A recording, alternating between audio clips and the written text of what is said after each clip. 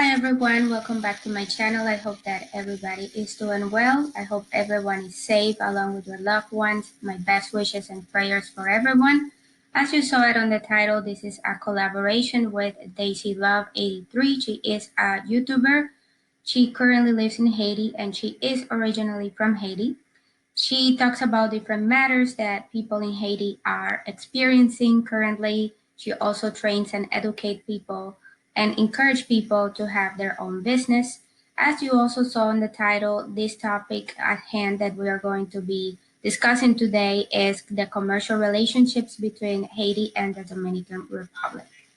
I did do my own research and the links of sources will be in the description box.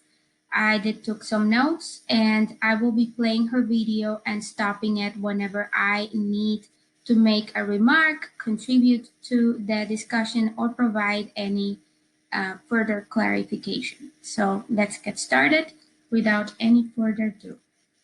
So let's get right into the video. The questions that the Dominican TV language had for us is, how do you feel about the commercial relationship between Haiti and the Dominican Republic? How does the commercial relationship work and impact both countries?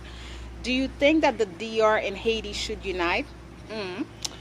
Is the economy improving in Haiti? Now, before we start off, I know that as I am filming this video for you guys, we have an outbreak, a pandemic. The coronavirus is out, and I hope that all of you are safe and sound, and that you are just like taking care of yourselves. Okay, so for the purpose of this video, I wanted to do some research because personally I didn't want to come here and film a video for you guys and not have some facts to back this type of topic. So I did go ahead and I did my research pertaining to the commercial relationships between Haiti and the Dominican Republic. Now, the notes that I have taken are all from, I'm going to read from you. It is reported by the CSIS, the Americas Program, and the project director. Now, all this information is going to be in the description box. Is going to also be in the beginning of the video. It's also going to be at the end of the video, but I'll also give credit to the research. So the project director is Michael Matera and the lead author was Mary Specht. The co-authors are Linnea Sandin, Sandin, and Mark Schneider. So this was a report that I found online.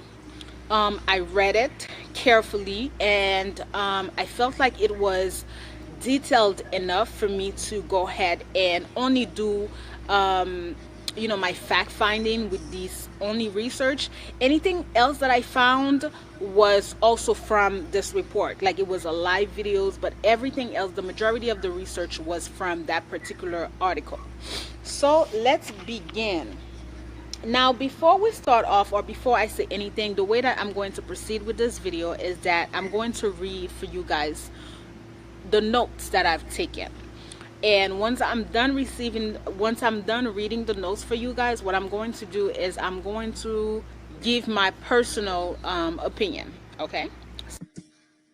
All right, so I also read that report. Yes, you can find it online. It's very detailed, thorough report. I have also read another report written by a Dominican author, and I will be leaving the links to those reports in the description box as well. I have also read articles, and I understand why you resorted to only go to that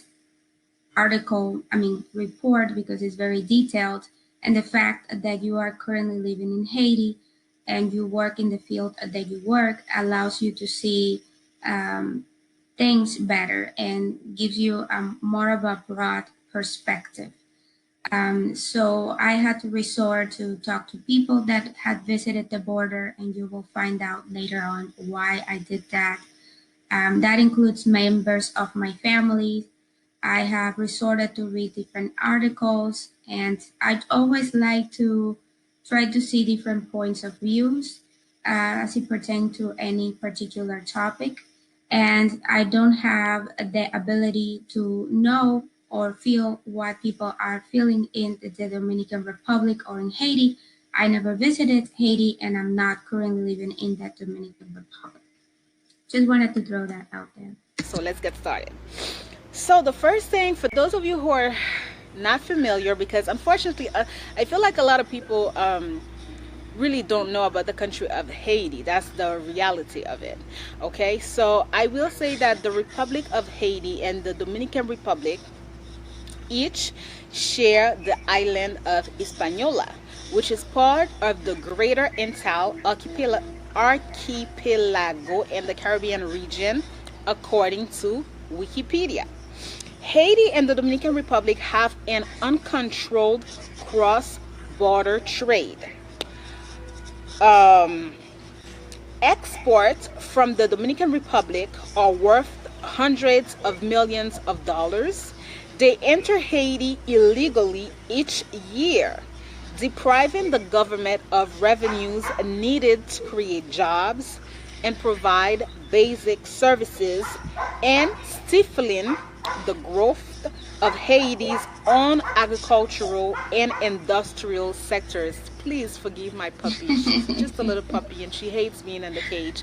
And she always wants me to play with her, so please forgive her. So I said, where was I? Yeah, in industrial sectors. Okay. Meanwhile, the Haitians are unable to find employment, education, or healthcare at home, cross into the Dominican Republic, swelling the country's undocumented population. The Haitian custom agents are bribed or intimidated by powerful parliamentarians and business people, allowing importers to bring shipments across the border without proper inspection. The Dominican soldiers let the Haitian workers or traders cross the border only if they pay tolls to avoid deportation.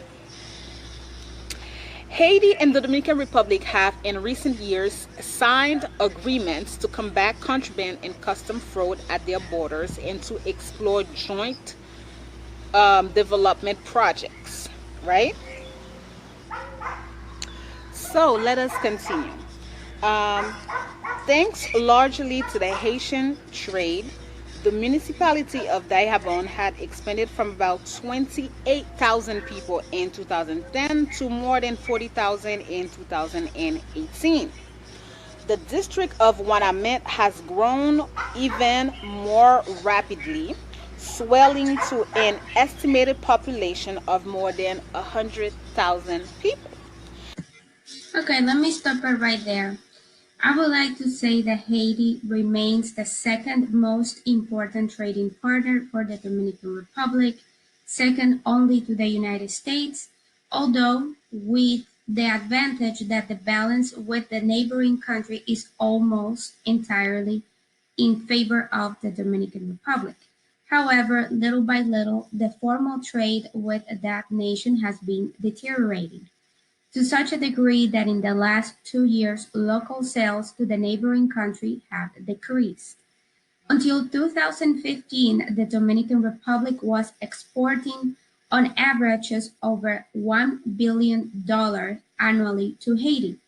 But in 2016, the situation varied greatly when sales to that nation fell to $800.1 million. That is drop of minus 21%, according to statistical reports from the international firm Trademark. Although an improvement is recorded for 2017, when exports rose to $852.5 million, that 6.5% increase is just a quarter of the proportion in which they had collapsed the previous year. Instead of continuing the situation aims to worsen because, according to statistics from the General Directorate of Customs, Dominican exports to Haiti have dropped minus 3.8% from $441.2 million in January through June 2017 to $424.2 million in the first half of 2018. There is no doubt that one of the reasons for this drop in formal exports from the Dominican Republic is that the Haitian authorities have been applying trade barrier measures, both preventing the entry of specific products and tariffs on other goods, and that still remains the case in the last year or so. The unfortunate thing is that these barriers to formal trade do not necessarily paralyze bilateral exchange, but rather encourage the informal relationship to the detriment of both states and the Haitian population that purchases the product at the highest price. Only Dominicans and Haitians who control smuggling and informal trade in goods on the border benefit from this process. Let's continue. There are about 4 biweekly. Okay, so now we're going into the market, the common markets that Haiti and the Dominican Republic share. Okay, so everything that I've read before to you is basically telling us the corruption that we know exists in these borders. So now we're going into some information that I was not really aware of. I was not really aware of how many markets, like how the Haitians, like how Haiti and the Dominican Republic, how together they actually do a lot of commerce. So there are about 4 biweekly markets located at the two countries for officials border crossing. All right. So the first one is Dayabon. It is Dayabon and Wyamette. Dayabon for the Dominican Republic. I hope I am pronouncing this right. And Wyamette for Haiti. This market is located in the northern corridor of the island, right?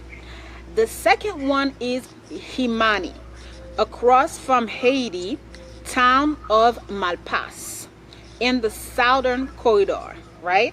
So Himani would be for the Dominican Republic, and for us it would be across of Malpas, right?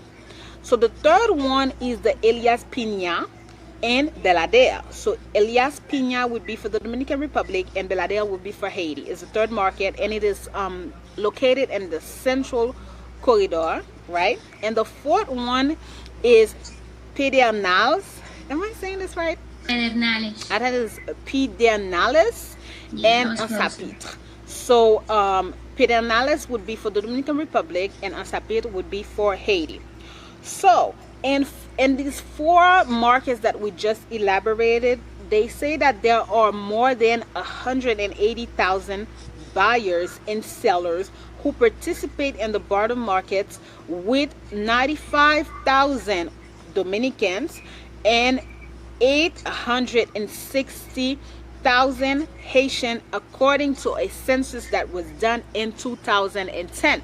So the census is 10-year-old. So we can't even estimate if it hasn't grown since then. I'm gonna guess that it has. So now let's go and let's talk about the import, right? So let's read what the notes said. So what I've written is $208 million in 2002 to more than $1 billion in 2013. We're talking about the import, right? In 2015, the Dominican Republic exported $1 billion to Haiti, but imported only $4 million from it. In 2017, the DR exported to Haiti came about $853 million, right? While its import from Haiti totaled approximately $42 million. The DR's poultry, so poultry is meaning their chicken, right, employs 170,000 people, while Haiti employs only 6,000, but hounds thousands more in related industry. A 2015 World Bank study found that powerful family, which we already know, powerful family-based economy groups benefited disproportionately from fiscal and custom duties and census, paying duties that were 13% lower on average than those paid by other companies in the same sector. So, the report says most contraband enters Haiti through officials crossing by the truckload, according to a variety of sources, often with the complicity of elected Haitian officials. This is not new for us in this channel. Okay. So I would like to respond to that with some other notes that I took. And I would like to start by saying that there are very few countries in the world with which the Dominican Republic maintains a significant commercial exchange with a positive trade balance, and not remotely at the level that occurs with neighboring Haiti. In fact, although the United States is our main trading partner, know that in 2017, our exports there reached 4,746 million, but at the same time, our imports totaled 7,827.5 million, for a negative trade balance of 3,081.3 million. This is indicated by the statistics of the United States Census Bureau, where it highlights that this year the trend of exchange continues with a negative balance for us, with exports of 2,181.9 million in the first half and imports that exceed $3,344 million. Returning to the trade with Haiti, it is necessary that the Dominican government try to identify some effective mechanism of understanding with that nation, something that becomes difficult if we take into account that the government system there is very weak and undefined. In these circumstances, it seems difficult to establish an institutional dialogue table, so the bad practice of irregular trade and informality is strengthened without clearly showing where the greatest benefits are going. Although it is known who are the most affected, the Haitian state and the consumers of that nation. The possibility of starting discussions for a free trade agreement with Haiti is also ruled out for the moment, an intention that was only left in the announcement made by President Danilo Medina during his inauguration speech on August 16 of 2012. After that, the president has not discussed this issue again. In terms of what you mentioned earlier about, the illegal activities happening on the border, the participation of the authorities and other people from Haiti for this activity to take place, I totally agree. However, I just think that because I did some research about the migration policies of Haiti, I refuse to believe that more things are being taken to Haiti than into the Dominican Republic. Maybe there is no relation between the migration policies and the things that I learned from the research I did with commercial relations, but it relates to what happens on the border. Because in our country, believe it or not, we don't really enforce our migration policies. And basically, the border patrols can get bribed with anything. They can get bribed with 100 pesos to cross the border. They can get bribed with a pica pollo, which is the version of a Kentucky Fried Chicken. They can get anything and they can allow Haitians to come in. And through the binational market that is celebrated on a weekly basis, according to the research that I did, legal and illegal migrants cross the border when this commerce is being celebrated. And all of that occurs with the support and the consent of the Haitian and Dominican authorities. So let's continue. Everybody knows that senators and deputies have the power to put their own people in customs. They send their official cars to make sure that it gets through customs. Custom directors are not chosen for their technical or professional expertise. I already told you that the majority of them probably don't even know how to read and write. They are chosen based on political criteria. Like I said before, I put you in this position. What can you do for me? You do for me, I do for you. So, the Dominican officials reportedly took more than 92 million in bribes from Odebrecht, alrighty for you, a Brazilian engineering company. The Haitian officials misused 2 billion in funds provided under the Petro-Caribe, which you guys are very familiar of. So this is this is exactly what I the article, if I can, I will leave the link for you on the description box. If I cannot, you can research it. It is a 24-page article. I read everything. It was a great article, well written. It really gave me a lot more information regarding the markets that Haiti had and how they shared. But it really, I mean, at the end of the day, it's not informing. I guess the only thing that it did for me was give me more accuracy in regards to the numbers. But this is not new for us in this channel. You guys know that I've always told you that Haiti was one of the most corrupted, country.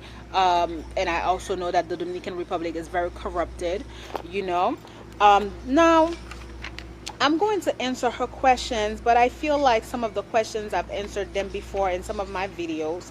But let's go ahead and let's answer her questions. Okay, so before you get into that, I would like to say, first of all, if you felt like maybe the questions that I asked were not challenging enough, or it was stuff that you already know, I think that you could have come to me and I'll gladly, either come up with a different topic that we can discuss, or I could have changed my questions.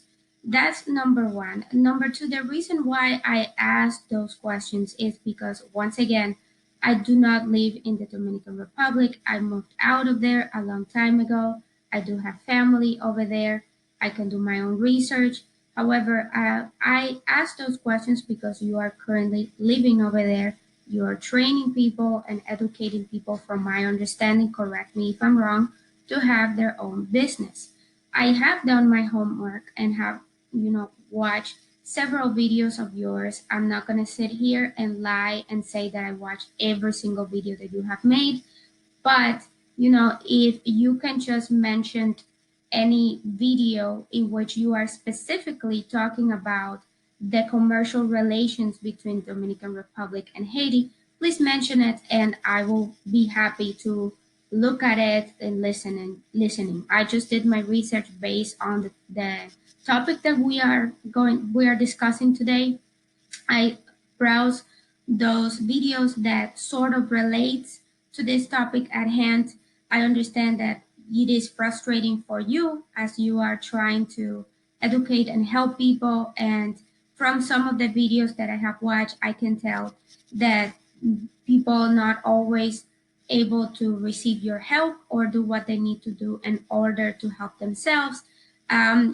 But at the same time, I do believe that you are trying to make a difference in your country. I don't want to limit myself to doing online research and talking to a few people that have visited the border in the Dominican Republic, or, for example, my brother travels to Haiti because he's a pilot. He travels there on a weekly basis, and he has been doing that for 7 years or more. So I don't want to limit myself. I want to hear more on your end. So that is why I ask the questions that I ask. Excuse me, I'm looking for the questions.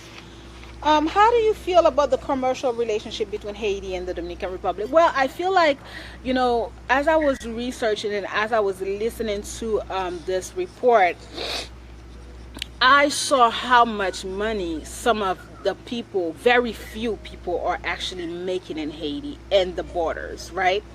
So it made me feel twofold. The first thing is that it made me feel like, damn, you need to get your hands into that sector. Then the second thing that it made me feel, it made me realize how much money laundering was being done right here in the borders. Like, you guys saw the numbers, and these are reports from some 10 years old, some 2 to 3 years. So this is where the bulk of the money of Haiti sits, but you guys can see how it just stops there. So the Haitian government has no way to really monitor this, the commerce, because by itself, if we were able to monitor the commerce between these two countries, you know, simple basic people's need would be, people would be able to have in Haiti. So it's really for someone like myself, it's very frustrating, you know, to see that it's not so much that Haiti it's not so much that Haiti is a poor country, it's so much that the corruption in Haiti is at this point, we're going to say that it's unbearable, right? So question number 2, how does the commercial work and impacts both countries? Where you guys can see how it works based on the notes. Well, it works really in big commerce, like personally. And it's so funny that the Dominican TV language reached out to me. I believe she reached out to me a little bit before, like around December. And around the time that she reached out to me, one of my cousins was going to get married, and he came here. And, you know, he's around my age, so him and I got to talk about business, and he was telling me that it's because if you really want to make some serious money, I really believe that commerce is something that you got to get involved with in Haiti. And then we were talking about exactly, you know, Haiti and the Dominican Republic, because his wife, that's the type of commerce that she does. So I literally put a note on myself, and I said I needed to really start understanding how, you know, the commerce was working. And then the Dominican TV language reached out to me, and that allowed me. So we see, how does that impact both countries? Well, I'll talk about Haiti. I mean, it really does not impact Haiti and to any, whether positivity or negativity. Like I said, the money stops right there. I don't believe that I don't believe that the presidents of Haiti, probably the last two presidents, you know, the last two presidents, I do believe that they probably were able to get their hands on it. But this current president, I don't know about that. I don't know if he is really able to really get his hands on that. You know, it's, the corruption is so much, and it's so, you know, when you got like a corruption that's so ingrained in a country, you can't make change with these guys, like I said, that are in the government. It's just not gonna work. It's like when you have gun, you gotta cut it. You gotta remove all these people's that have been there for such a long time. They are too corrupted. People knows them at the border. You gotta make a radical change. So as far as like how does that impact Haiti, it does not. It impacts Haiti probably at an individual level. Like it impacts Haiti with the you know, merchant. It impacts Haiti with people who are able to do that and, you know, do their little commerce. Now, excuse me, years ago, I remember that I went into was it the Malpass one? It was in Jacmel that I was. It was like when they take the boats to go there. Believe it, between you and I, now I was able to, you know, take a boat and go to that border, and I saw. Now I don't want this video to be anything else but factual, but what people have to go through to make money in this country, it's really, it's sickening to your soul when you see these who get into this position, right? And they refuse to get the fuck out. And it's like, this is really, really what you call holding your country down and hostage, right? The money flow that is coming in Haiti, but these guys are not doing anything. You know, they're not reinvesting the money. The Dominican Republic, I'm pretty sure, is reinvesting its money, because at the end of the day, they are way advanced than Haiti when it comes to everything, when it comes to infrastructure, when it comes to business, when it comes to what they offer. Now, it may not be that they're like way up in the world, but they are further than Haiti. So at some point, it is clicking in their mind that they have to invest in their countries, whereas Haiti, they're not doing anything, right? These guys are not, I mean, okay. We're not gonna turn this into something else. Let's finish, because I could definitely go there, but I'll be live and I'll make another video because we're gonna keep this a little professional. Okay, so do you think that Haiti and Dominican should unite? Let's stop it right there. Before you continue with that question that I asked, I would like to say that workforce is a part of commercial relationships between two entities, in this case, two countries, and we do get a lot of Haitian migrants. 16% of them, yes, are illiterate, and they are usually working in construction, working also in as housemates and in other areas, but you also have those Haitians that work in the tourism because they are bilingual. I also have to say that in high school, my French teacher was from Haiti. My English teacher was from Haiti. In college, same thing. Also, the Dominican Republic is in second place after the United States as a source of remittances destined for Haiti. It contributes 11% of total received. In 2001, remittances from the Dominican Republic represented 18% of income of the households that received them. Of those remittances, more than 40% goes to households. Remittances also have a positive effect on Haiti's social indicators. Some empirical data suggests that Haitian households that receive remittances are more likely to send their children to school and to monitor their health with more regular medical visits. The effect of remittances from the Dominican Republic is limited by the particular low propensity of Haitian immigrants to send money home, which could indicate significant restriction on remittances from the Dominican Republic. Furthermore, remittances do not seem to play a major role in promoting business activities and investment, and that is due to what I mentioned, the low propensity of Haitians who send money over there. I do mention, I'm not sure if I mentioned it before yet, but the Dominicans that are currently living in Haiti, that go over there, they have to have a work permit. They have to show that they have some type of educational credentials, any type of technical certificate. They work in different areas in Haiti. Unfortunately, we have the sex workers, which is also an embarrassment, as I have said before, but we have people that work and who are industrial engineers. We got people that are doctors that are living in Haiti. We got people that have mechanic workshops, hairdressers, and in different areas. So I think until an extent, the migration from the Dominican Republic to Haiti has a positive impact in Haiti, one way or another. I understand the corruption that we have as obstacles on both countries. And yes, the Dominican government somewhat invests in some things in our country. But I think because we have so many resources that are just not being used correctly for the improvement of our economy, we are in the state that we are.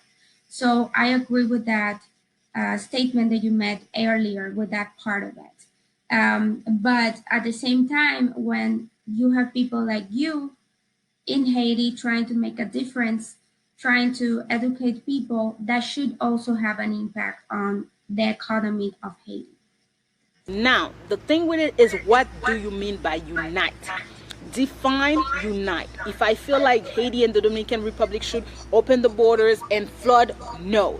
Why? Because the Dominicans, we're just gonna keep this like 1,000. The Dominicans would not benefit anything from Haiti. Why would they do something like that? Where is their benefit, right?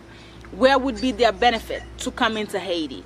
Haiti, it's a mess over here, with these guys. No. So if we're talking about opening the borders and having the Haitians flood their countries, which they are already flooding their countries, or having the Dominican come here and take on, no, no, no. So I think that when she asked that question, should Haiti and the Dominican unite, I feel like, what do you mean by unite? Define unite. Now, what I do think is that I do believe that the Dominican Republic is going to go into elections. I do believe so. I don't know anything about how your election is done. Haiti will go into election in the next 2 years, God willing. I do believe strongly that both people of these countries, now, the population of the Dominican Republic, the population of Haiti, have got to fight tooth and nail to elect credential people into their government position in order to move ahead into this new world order. Because what happens is that if we are successful enough and we are able to elect credential people in our respective countries, right? So the Dominican Republic, you guys are fighting to elect, like people who can run and be for the people, be for your country. And we do the same in Haiti. What you're gonna have is you're gonna have head of government that are going to make sure that they can crash down on this contraband, this corruption, right? They can make sure that the revenues that we are making in our commerce, because right now you guys get to see that we are making major money in the commerce that we have together, but we are not benefiting at the end of the day. Our countries are not really benefited because the contraband, it's too corrupted. So that's what I believe. I really believe that we can have change together in our borders. We can work together in our borders if we are able to really kind of able to crash on severely on this corruption. You're not going to crash on this corruption if you have the same type of government official in each country. It's just not going to happen. But if you have a crash down on the market, I did write some stuff for you guys. You can combat the corruption. You can facilitate trade, right? You can promote development in the border region. There's a lot of things. It's kind of like if I'm working with you, we're working together, and the both of us have a common interest, right? If the common interest is to make sure that our borders are developed, is to make sure that we are stopping corruption, then that's great. Then we can even do business together in such ways that our countries are going to benefit. Then what happens? What happens is that it stops the flow of migrants going toward the Dominican Republic because Haiti now is going to have jobs. Haiti is going to be able to regulate the money that it's making from that commerce and to put it back in the country, and people will be able to stay. And the Dominican Republic will be able to come here, maybe work, and do business with us and continue that flow. But right now what you have, you got a total mess. I don't even know how to call this. Okay, I agree with that 100%. I will also link in the description a video that I made last year about why I do not believe in the construction of a wall between Dominican Republic and Haiti. I will also link down below the videos that I made about the Haitian migration policies as it pertains to this topic that we are discussing. Well, the reason why I don't believe in the construction of the wall is because, first of all, as I have said before, Dominican Republic is a third world country. We don't have the means. We don't have necessary resources to construct a wall, and the little resources that we have should be used to strengthen the provinces located right at the border. Creation of business, creation of industries, providing or creating jobs for everyone over there. That's one of the reasons why I don't believe in it. Also, we gotta give priority to education, construction of hospitals, creation of other jobs outside of the provinces located on the border, and that should be the focus of the Dominican government. I don't believe also that both countries should unite because of the differences in our economies, also the differences in our culture. I don't know how we could actually connect if we have very different cultures, but I do believe in strengthening our commercial relations. And I believe that if a better salary and better work condition is provided to the border patrols, and that will also improve and will decrease the amount of contraband and illegal activities that took place right on the border. So, and the last question that she asked, she said, "Is the economy improving in Haiti?" Girl, no. You know damn well that the economy is not improving in Haiti. Haiti has been having crisis after crisis, and right now, unfortunately, we have the coronavirus, and it feels almost as if like it's another lockdown for us in Haiti, which is really really saddening because considering how like the entire year of 2019 Haiti was on lockdown going into 2020, and as we enter 2020, despite the fact that things were like moving slowly, in February we had a wave of quote unquote kidnapping situation, so people were definitely scared. People were scared to go out. They were reporting that people were missing left and right, and right when this was happening, and then the corona happened, and now we have our borders shut, we have the school shut, and I believe that everything is shut until April 20th. So no, Haiti does not have any economy. I mean, like I said to you before, I am going to make another video for those of you who might be interested to learn more about that. I really wanted to do the collaboration video. It is a well overdue video that the Dominican TV language wanted us to work together. I hope that the information that you guys are getting out of it, pretty much, I feel like it's nothing new. It's nothing new. We know that. I mean, probably the numbers are shocking. The numbers are shocking for me. But after that, is it new? It's nothing new. It's nothing new, guys. We know how these guys work. But I'm happy to make the video because at least I'm saying it from a report that's out. All right, thank you so much, ladies and gentlemen. Okay, before I let you finish, I would like to say first of all that I have watched the following videos of yours as it pertains to this topic. Sour relations between Haiti and the Dominican Republic, Haiti and Dominican Republic as allies, let's talk. I watched this video, other videos, governmental contract in Haiti, working from a creative place, money to be made, preparation for this new world. Perhaps there are other videos that I have not watched, and if there are, please just let me know what videos that pertains to this topic I should watch to learn more about it. That's number one. Number two, I refuse to believe that Haiti's economy has not improved. I understand that there is a lot of things that happen, kidnaps, lockdowns, all that stuff. But again, we also have gone through crisis after crisis after crisis. We also experience a lot of stuff as well, kidnaps included.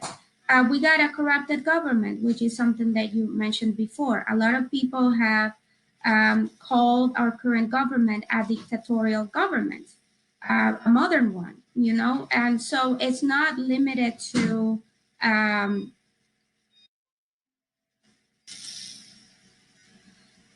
So what was I saying? I was saying that I refuse to believe that Haiti is not improving in the economical aspect, because there are some Haitians who do send money over to Haiti from the Dominican Republic and the United States. And also, I believe that the Dominicans that are currently living in Haiti somewhat contribute to the economy of Haiti. I understand all the things that your country has experienced. However, I don't think it should stop the economy growth in Haiti. I understand it's frustrating for you as you are somebody who is trying to make a difference in your country. But at the same time, there are other factors that might need to be considered when speaking about this. But This is just based on my research. Obviously, you live in the country and obviously you're seeing things that I don't see, but this is just my perspective. Okay, so yeah, so that's what I wanted to say. I also want to read this other article that I found, and is from the director of the Export and Investment Center of the Dominican Republic, Marius de Leon, who reported that this entity, together with the Ministry of Industry and Commerce, are approaching the government and the different productive access of Haiti with the objective of formalizing all trade between the two countries.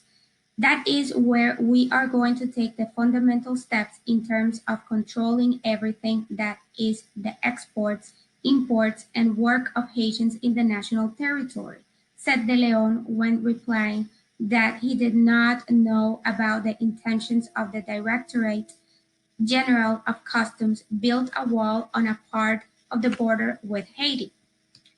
The official expressed himself in these terms during his visit yesterday morning to the hub Santo Domingo International Fair, in which Dominican and foreign businessmen try to establish new businesses.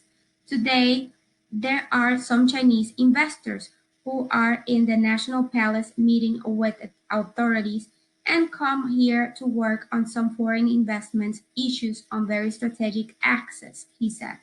Likewise, during the activity carried out at the Ministry of Foreign Affairs in coordination with the Chamber of Commerce and Production of Santo Domingo de León, said that the Dominican entrepreneurs who seek to place their products abroad through the businesses that result with foreign entrepreneurs who visit the country belong to the plastics and manufacturing sectors, among others.